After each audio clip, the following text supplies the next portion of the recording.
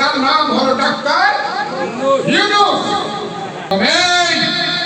আলবদর রাজাকারের বাচ্চারা, যুদ্ধ কিন্তু হয়েছে, মুক্তিযুদ্ধ হয়েছে, ভাই ভাই যে দূরত্বের সৃষ্টি হয়েছে, সেই দূরত্বের মধ্য দিয়ে জঙ্গি শক্তি, সাম্প্রদায়িক শক্তি এই দেশটাকে আবার নতুন করে পাকিস্তান বানাতে চাচ্ছে। প্রায় বানিয়ে ফেলছিল কয়েকদিন আগে, যখন এই দেশে একজন মির্জাফর, নতুন মির্জাফর এসেছিল, অনেকে বলে তার নাম হলো ডাক্তার ইউনূস। যখন তারা বলতেছিল আরে যুদ্ধ হয় নাই, বাংলাদেশ নাই, মুক্তিযুদ্ধ মানে না, এটা আবার পাকিস্তান হবে, তখন মনে মনে বললাম প্রতিবাদ যদি না করি মানুষের সঙ্গে বিশ্বাসঘাতকতা হবে, ৩০ লক্ষ শহীদের রক্তের সঙ্গে বেঈমানি হবে, ২ লক্ষ মা-বোনের ইজ্জতের সঙ্গে বেঈমানি হবে। সেই সময় একমাত্র আমি মৃত্যুকে জেনে স্ত্রীকে বললাম যে এই কথা বললে আমার মৃত্যু হতে পারে, নিহত হতে পারি আমি, তুমি কিন্তু বিধবা হবা। ছেলেদেরকে বসে বললাম তুমি কিন্তু ব্যারিস্টার হয়েছো, 22 বছর বয়স আমার ছোট ছেলে, বড় ছেলে আমার ইংলিশে অনার্স এমএ করছে, তাদের 2 জনকে বসাইলাম। আমার আরেক ছেলে আছে 45 বছর পর, তাকে জিজ্ঞাসা করলাম আমার মৃত্যু হতে পারে কিন্তু সত্য কথাটা আমি বলে যাব, এবং সেই সত্য কথাটার ব্যাপারে তাদের সবার আমি অনুমতি দিলাম যে আমি যুদ্ধটা কিন্তু শুরু করলাম। এই আলবদর রাজাকারের বাচ্চারা, যুদ্ধ কিন্তু হয়েছে, মুক্তিযুদ্ধ হয়েছে,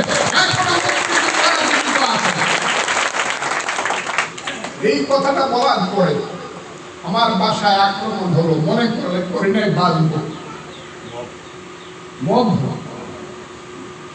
আমি বুঝ, আমার স্ত্রী আমাকে ঘুম থেকে তোলায় তোমার বাসা আক্রমণ হয়ে গেছে। আমি এবং সে যে কোন সময় 999 ফোন করছে আমি এটাও জানি না। আমি যে দাঁড়াইলাম তো মৃত্যু তো অবধারিত, কিন্তু আল্লাহ কত মেহেরবান, 10 মিনিটের মধ্যে পুলিশ আসে, 10 মিনিট। আমি আজকে পুলিশকে ধন্যবাদ দিই, 15 মিনিটের মধ্যে মিলিটারি আসলো 10টা। ফজলুর রহমানকে মারবি তোরা, ফজলুর রহমানকে মারলে তোদেরকে রাখবো না। ওই তো তারা আমাকে হত্যা করতে পারে না, কত কিছু, এখন কত গালি শুনি। আমি আপনাদেরকে যে কথাটা বলতে চাই, আপনারা এই দেশে 10% আছেন, 10% কিন্তু কম না। 18 কোটি 10% কোনদিন বোধহয় হিসাব করেন নাই আপনারা।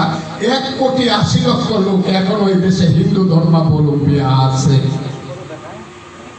এবং পৃথিবীতে 212টা স্টেট আছে, রাষ্ট্র আছে, 180 কোটি লোক, খুব বেশি রাষ্ট্রে নাই। কেন দেশ ছেড়ে যাবে? কেন 14 পুরুষের বিটা বাড়ি ছেড়ে যাবে? থাকে না, কষ্ট করে। আসামে গেলে কয় বেঙ্গলিয়া, পশ্চিম বাংলায় গেলে কয় রিফিউজি, ত্রিপুরায় গেলে উপজাতিরা মারে, যাইবেন তো এখানে থাকে। আর কি হবে জানি না, যতদিন ফজলুর রহমানের মতো ওলমরা বেঁচে আছে, আপনারা আল্লাহর রহমতে নিশ্চিন্তে থাকবেন। কেন যাবেন একসাথে?